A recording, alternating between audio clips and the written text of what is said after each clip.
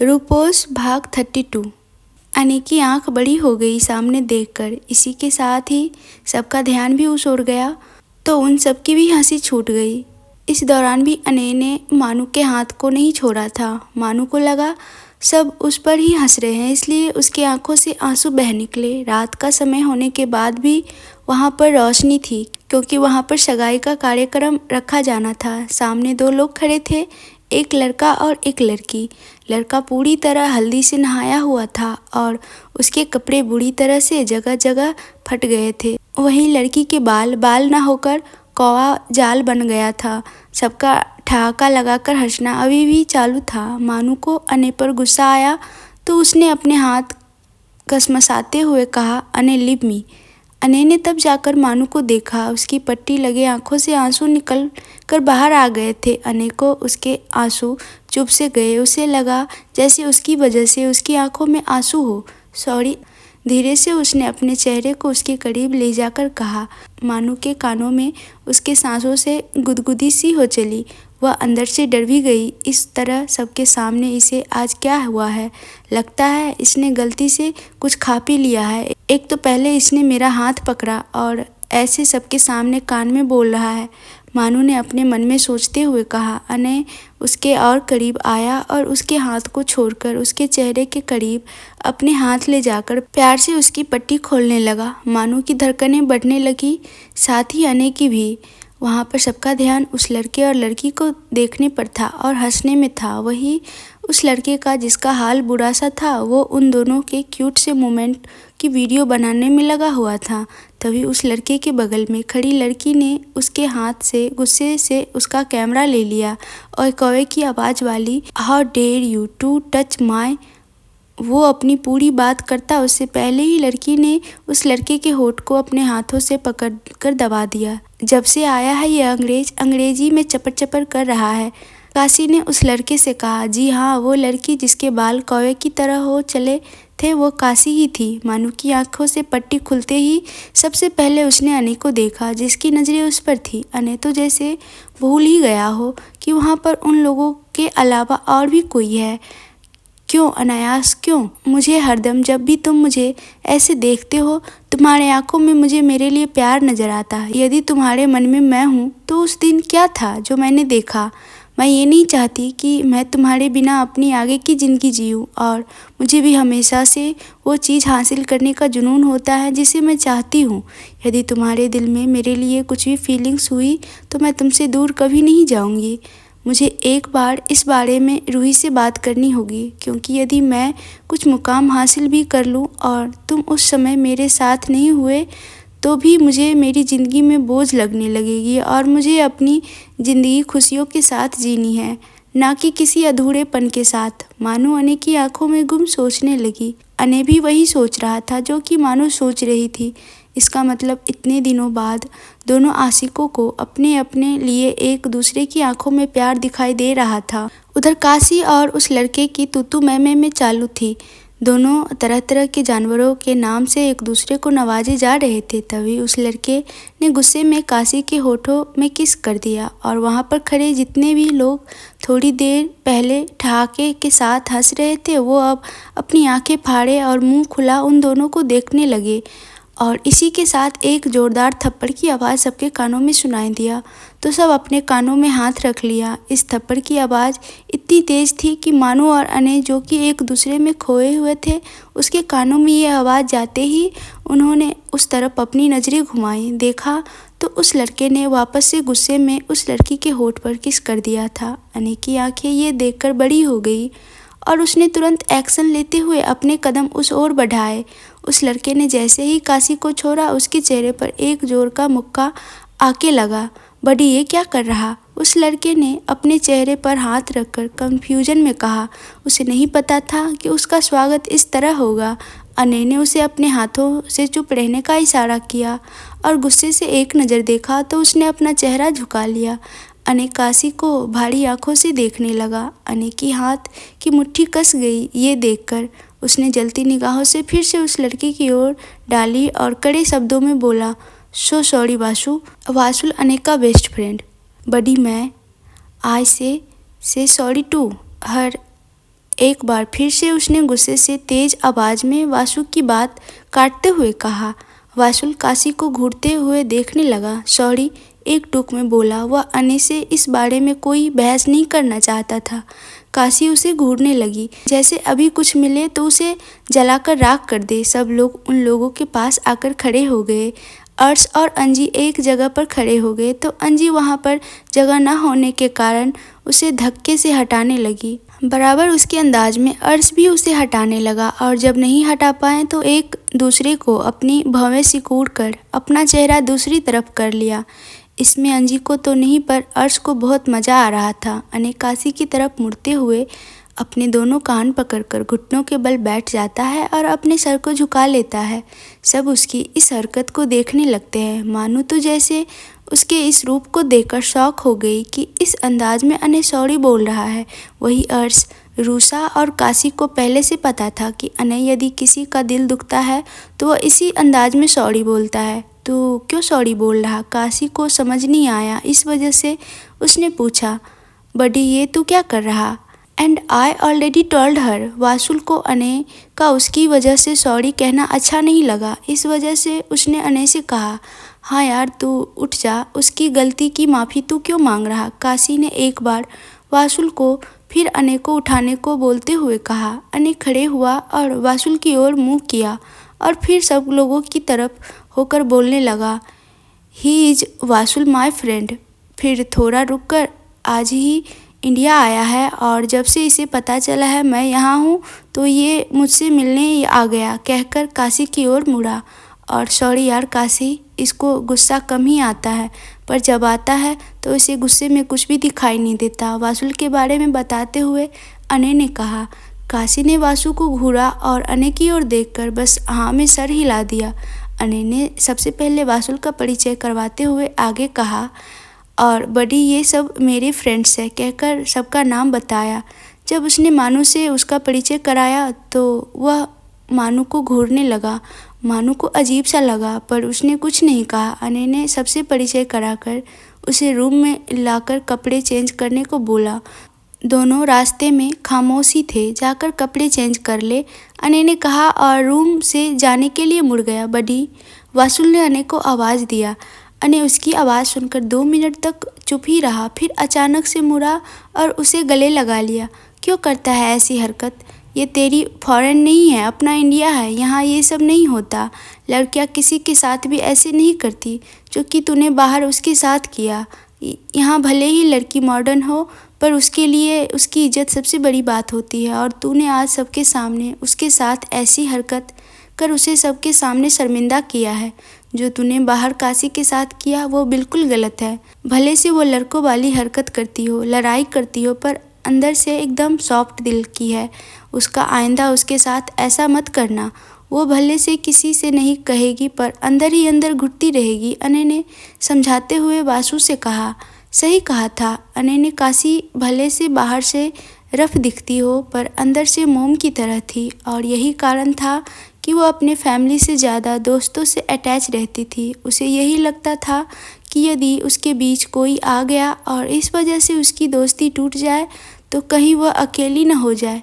ठीक है, समझ गया। तूने अपने इन दोस्तों की वजह से मुझ पर, अपने बडी पर हाथ उठाया ना? वासुल ने अने से कहा। गलत, मैंने तेरी गलती की वजह से तुझ पर हाथ उठाया, एक टुक में वासु की आंखों में देखते हुए कहा और आगे कहने लगा। मैंने कभी तुझमें और इन लोगों में कोई फ़र्क नहीं किया और तेरी दोस्ती ही तो थी जिसकी वजह से मैं वहाँ रह पाया। अने ने उसे खुद से अलग करते हुए और उसकी हालत को देखने लगा। जाकर कपड़े चेंज कर उसे वॉशरूम की ओर जाने को कहा और खुद बेड पर लेट गया। आंख बंद होते ही मानू का चेहरा दिखा तो सबके सामने आज का मानू का उससे घबराना याद आया। एंजल, तुम्हारी यही प्यारी सी हरकतें मुझे तुझसे प्यार करने के लिए और मजबूर कर देती है। ओ गॉड, ये भैया कब मेरा काम पूरा करेंगे? मुझसे अब उसे अपनी फीलिंग्स बताने के लिए और वेट नहीं हो पा रहा। कुछ दिनों बाद एग्ज़ाम भी आ जाएगा और फिर कॉलेज में लीव हो जाएगा। वह अपनी सोच में गुम नींद की आगोश में मुस्कुराते हुए ही चला गया। वही वासु उसकी मुस्कुराहट देखते हुए 2 मिनट तक खड़ा रहा और फिर एक नज़र अपने कैमरे को देखकर एक स्माइल के साथ वॉशरूम में चला गया। मानू को रात की हवा अच्छी लगती थी, इस वजह से उसने थोड़ी देर बाहर रुकने का सोचा। रूही भी वहीं पर रुक गई। मानू को उस दिन के बारे में पूछने का रूही से मौका मिल गया और वह रूही से अनय और उसके बारे में पूछने का सोचकर उस ओर बढ़ गई। कुछ देर बाद, क्या हुआ रूही, तुम चुप क्यों हो गई? तुमने मेरे सवालों का जवाब नहीं दिया। देखो माना, ये तुम दोनों का पर्सनल मामला है, इसमें मुझे कुछ भी कहने का कोई हक नहीं। पर मैं एक पोज लेकर मानू ने फिर से रूही से कहा, पर मैं अनय से प्यार करने लगी हूँ।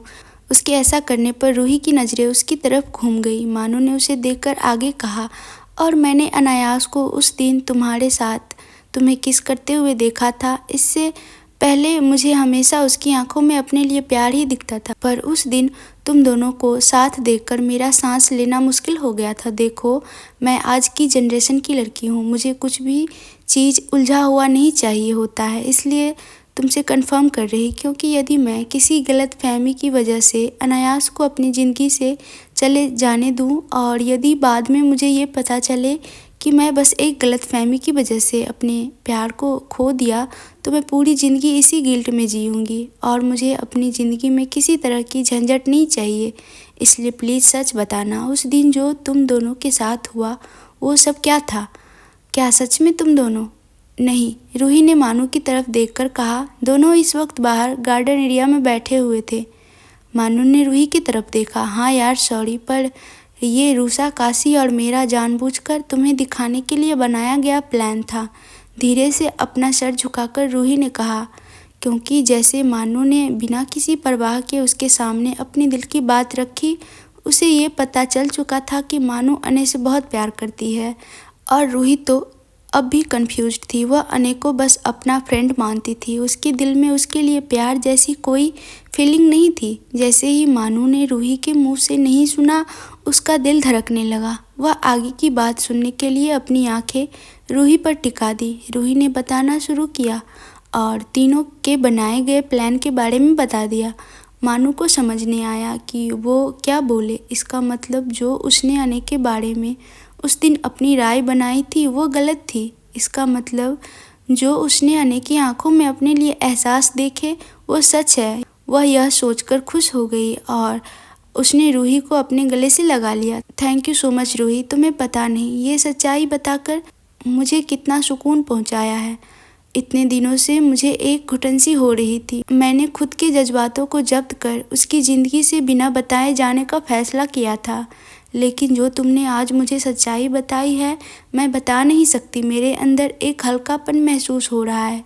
मानू ने गले लगे हुए ही रूही से कहा, सॉरी यार, हम तुम्हें गलत समझ रहे थे, पर जब कल तुम दोनों ने अनय और हम सब की हेल्प की तो लगा शायद हमने तुम लोगों को समझने में गलती की है।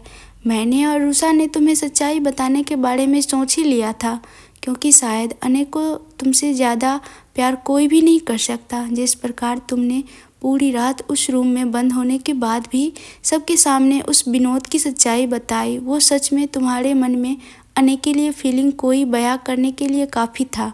कोई और होता तो वह सबसे पहले अपने ऊपर ध्यान देता, उसे क्या पड़ी होती किसी की। और उस दिन जब तुमने अनय के लिए विनोद से लड़ाई लड़ी, वो बात भी इस बात को बयां करने के लिए काफ़ी था। रूही ने कहा, उन्हें नहीं पता था कि उन दोनों के बीच की बातें उत्कर्ष, जो कि सगाई के लिए अभी अभी आया था, उसने सुन ली थी। और आज मानू के मुंह से अनय के लिए उसकी फीलिंग जानकर और उस दिन की सच्चाई मानू के साथ उसे भी पता चली तो वह बेचैन हो उठा। उसके मन में एक बात आई कि कहीं वह इन दोनों प्यार करने वाले को अलग करने की कोशिश करने की सोचकर कोई गलती तो नहीं कर रहा, क्योंकि उसे पता था कि यदि अनय मानू से प्यार करती है तो वह उसके लिए हर तरीके से उससे बेस्ट है। इसका दिल बेचैन हो उठा और वह तेज़ी से वहाँ से घर के अंदर चला गया। मानू रूही की बात सुनकर बस शर्मा सी गई। बस अच्छा है, तो मैडम कब बताने का इरादा है उसे अपने दिल की बात? रूही ने अपनी आंखें छोटी कर मानू को शर्माते देखकर कहा, अभी नहीं कहूँगी, क्योंकि अभी मुझे इंटर्नशिप के लिए तैयारी करनी है। जैसे ही वो हो जाए तब उसे अपनी दिल की बात कह दूँगी। मानू ने धीरे से कहा, ठीक है, पर इससे पहले तुम्हें काशी को मनाना होगा और रूसा तो तुम्हें समझ गई, लेकिन काशी को अभी भी लगता है कि तुम्हारी वजह से उसकी दोस्ती में दरार आ सकती है। और जितना मैंने अनय को जाना है, वह अपने दोस्तों को सबसे ऊपर रखता है। ये बात आज जो उसने सबके सामने काशी के लिए, इस बात से अंदाज़ा तो लग ही गया है। मानो उसे देखने लगी। उसकी बातें सुनकर रूही ने आगे कहा, काशी को ऐसा क्यों लगता है कि मैं ये तो नहीं जानती, पर जब उससे भी किसी से प्यार होगा तो वो तुम्हारी फीलिंग्स को समझ जाएगी और खुद तुम्हें एक्सेप्ट कर लेगी। सही कहा तुमने, और मुझे लगता है वो दिन बहुत जल्द आएगा। मानू आज वासुल और काशी के बारे में सोचकर मुस्कुराते हुए बोली। कुछ देर तक वो दोनों यूं ही बातें करते रहे, क्योंकि नई नई सहेली बनी थी तो अब एक दूसरे के बारे में बताते रहे। इधर मन में थोड़ी बेचैनी लिए अम्बू तैयार होकर जैसी कि रूम के बाहर पहुंचा। उसके रूम का दरवाज़ा हल्का सा खुला था। अपनी बेचैनी को शांत करके 2 मिनट तक अपनी आंखें बंद करके अपने दिल पर हाथ रखता है। चल यार, तू ये कर सकता है, तुझे अच्छे से पता है उसकी फीलिंग्स। तूने कई बार उसकी आंखों में पनप रहे अपने लिए भावनाओं को देखा है। हाँ, भले से तूने अपनी सोच की वजह से खुद को उसके सामने एक प्ले बॉय वाला इमेज दिखाने की कोशिश की हो, पर फिर भी उसकी आंखों में हमेशा तेरे लिए प्यार ही रहा है। शायद वो भले से तुमसे तेरी हरकतों की वजह से तंग आकर शादी के लिए हाँ की हो, पर अगर तू उसे प्रपोज कर दे तो वो तुझसे ना नहीं कहेगी। कहते हुए अम्बू ने अपने आप को तसल्ली दिया और एक गहरी सांस छोड़कर अपने हाथ जैसी के रूम के दरवाजे की ओर बढ़ाने लगा। लेकिन वह जैसी के रूम के दरवाजे पर हाथ रखने ही वाला था कि उसे अंदर से जैसी और उसके भाई की रोने की आवाज़ आई। अचानक ही उसके हाथ अंदर की आवाज़ को सुनकर अपने आप रुक गए। उसे अंदर नील और जैसी की आवाज़ सुनाई देने लगी। अंदर नीलकंठ के जैसी को अपने सीने से लगाए रो रहा था और जैसी भी रो रही थी। गुड़िया, मैंने कभी नहीं सोचा था कि मेरी छोटी सी गुड़िया आज इतनी बड़ी हो जाएगी, कि मुझसे इतना बड़ा सच छुपाएगी। क्यों बोल, क्यों छिपाया तूने मुझसे इतनी बड़ी बात? क्यों छिपाया मुझसे ये बात कि तुझे ब्रेन ट्यूमर है? नील भरी मगर गुस्से वाली आवाज़ में बोला। उसकी आंखें पूरी तरह नम सी थी इस वक्त। वह जैसे ही नील ने ये बात कही, वैसे ही बाहर खड़े अम्बू के हाथ उसके हाथ में पकड़ी अंगूठी नीचे गिर गई। उसके पैरों में जैसे कोई जान ही न बची हो। वह जम गया और उसकी आंखें फैलकर बड़ी हो गई। उसे लगा जैसे उसने अभी अभी कुछ गलत सुना हो। इधर रूसा अपने मोबाइल को लिए बैठी थी। पता नहीं कितनी बार उसका फ़ोन बजकर बंद हो चुका था। आंखों से आंसू भी बह रहे थे। इस तरह निशांशु के कॉल को इग्नोर करके, आई एम सॉरी अंश, पर मुझे लगता है मैं आपके लायक नहीं हूँ। उस दिन मॉल में देखा मैंने, आप कैसे परेशान हो रहे थे जब कपड़े की दुकान पर एक भी रंग मेरे कलर से मैच नहीं हो रहा था। आपका इस देश में और देश के बाहर बहुत नाम है। हर लड़की आपके सपने देखती है। एक से एक सुंदर लड़की आपको मिल जाएंगी, लेकिन मेरे सांवले रंग के कारण सब आप पर ही हंसेंगे और मैं ऐसा हरगिज नहीं चाहती। कहकर वह रोने लगी। चूँकि कमरा शांत था तो उसके रोने की आवाज़ बगल में सोई हुई अंजी को सुनाई दी। यहाँ सब का कमरा एक ही था, इसलिए अंजी की नींद उसके रोने की वजह से खुल गई थी। क्या हुआ, तुम रो क्यों रही? अंजी ने रूसा से थोड़ा घबराते हुए पूछा। रूसा को नहीं लगता था कि वहाँ पर कोई उसके रोने की आवाज़ को सुन लेगा। वह अपने आंसू पोंछकर बहाना बनाते हुए सोने के लिए जाने लगी, लेकिन तभी उसका मोबाइल फिर से बजा। रूसा ने कट करना चाहा तो अंजी समझ गई कि ज़रूर अपने बीएफ से लड़ाई करके बैठी है। रुको, अंजी ने उसे कट करने से मना करते हुए कहा। रूसा उसे आंखों में प्रश्न लिए देखने लगी। उठाओ और जो भी प्रॉब्लम है उससे शेयर करो। ऐसे बात ना करके घुट घुट कर रो कर तुम अपना और दोनों की सेहत खराब कर रही हो। इससे ना तुम रात भर चैन से सो पाओगी और ना ही वो। तुम्हें जो भी बात परेशान कर रही है, चुपचाप बिना किसी झिझक से उसे कहो, अंजी ने रूसा को समझाते हुए कहा। रूसा 2 मिनट तक अंजी को देखने लगी। जो इतनी रात को तुम्हें कॉल कर रहा है, उसकी बेचैनी उसके बार बार कॉल करने से साफ बयां हो रही है।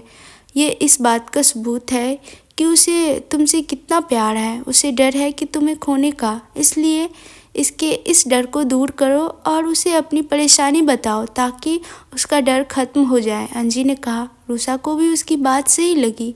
हाँ, उसकी वजह से उसका अंश भी चैन से नहीं सो पाएगा, रूसा ने सोचा और अंजी को थैंक्स कहकर उसे गले लगाया और फिर खिड़की के पास जाकर बैठकर निशांशु की कॉल रिसीव की।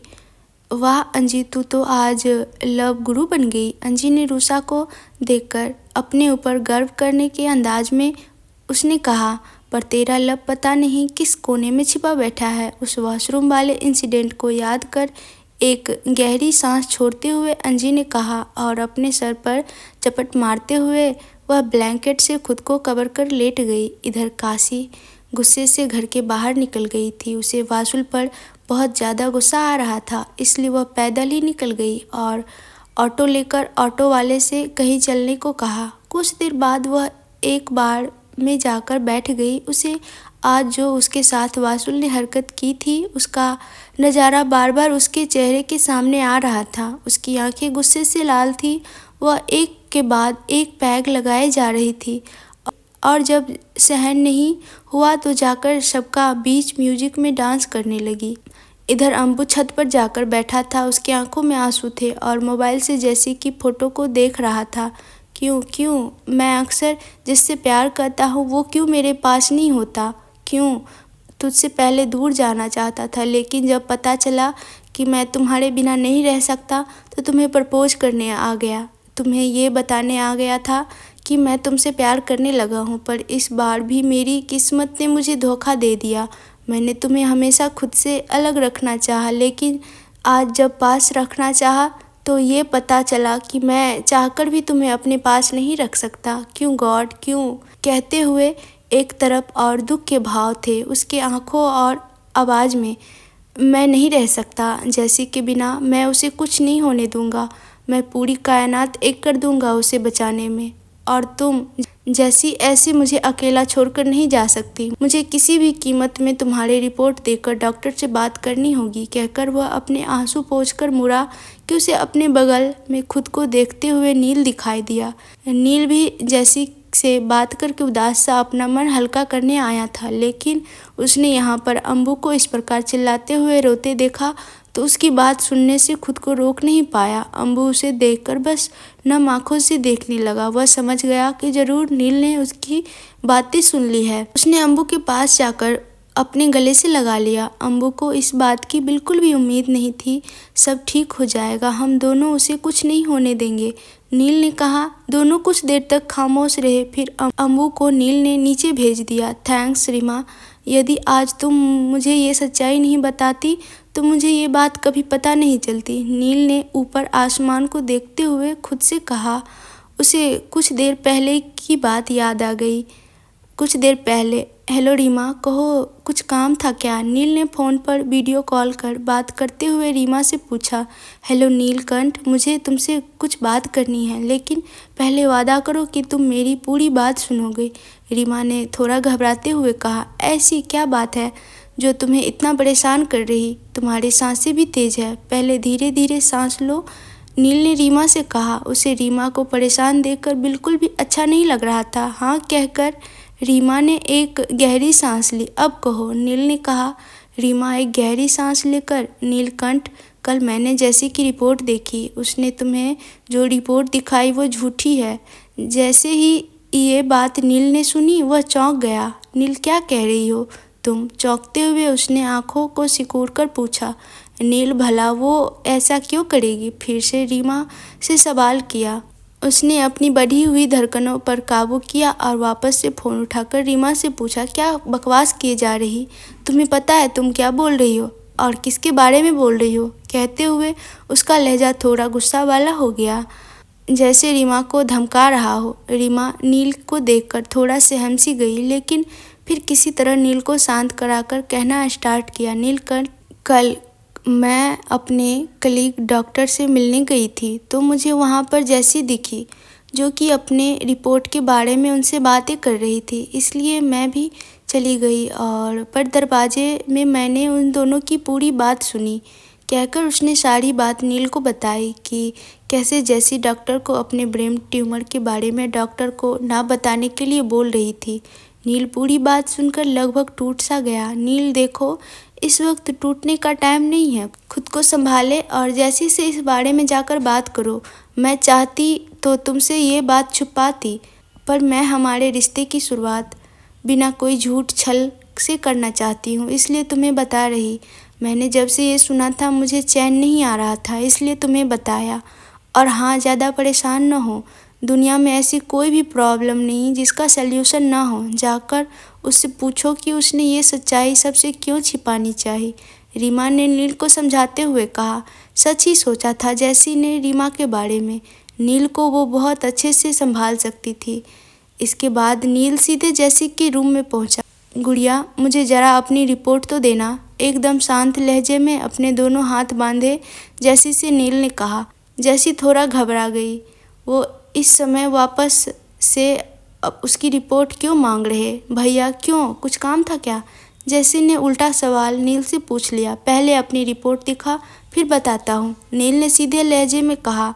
उसे नहीं पता था कि वह कैसे खुद को संभाले। जैसी से बात कर रहा था, उसे ऊपर से बेचैनी सी महसूस हो रही थी। जैसी ने ठीक है कहकर अपनी झूठी रिपोर्ट ड्रॉअर से निकालकर नील की तरफ बढ़ा दिया। नील ने चुपचाप सीधे अपना हाथ बढ़ाकर जैसी के हाथ से वो रिपोर्ट ले लिया। ये वाला नहीं, असली वाला, जैसी से नील ने कहा।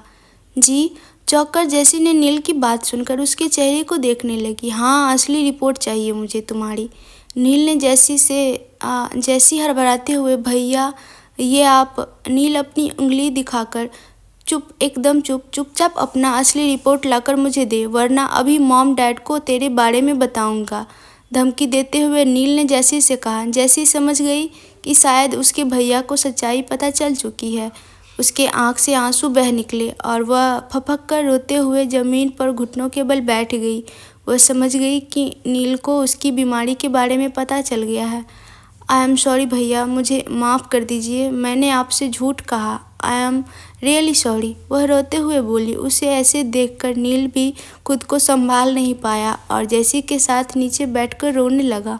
थोड़ी देर बाद दोनों ने खुद को संभाला तो नील ने उससे सच छुपाने का कारण पूछा और रिपोर्ट लाकर दिखाने को कहा। जैसी ने रिपोर्ट तो उसे लाकर दे दिया, पर वजह बताने से मना करती रही, पर लास्ट में उसे सही वजह बता दिया कि वह अम्बू से प्यार करती है और उसके बिना वो चाहकर भी नहीं जी सकती, इसलिए खुद को ख़त्म करना ही सही समझा और इस बीमारी की वजह से उसको एक मौका मिल गया।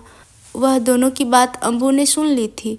वो ये तो पहले से जानता था कि जैसी के दिल में उसके लिए फीलिंग्स है, लेकिन वह इस कदर कि उसके ना मिलने पर वह अपनी ज़िंदगी ही छोड़ना चाहती है। ये जानकर अम्बू को ऐसा लग रहा था जैसे कि वह ज़मीन के अंदर चले जाए। उसे अपनी नादानी में जैसी के दिल को इतना ज़्यादा हर्ट किया उसे भी नहीं पता था।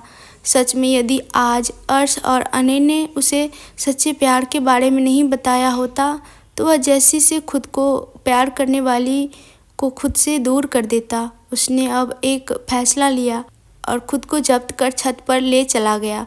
इधर नील ने जैसी को धमकाया कि वह इतनी सेल्फिश कैसे हो गई।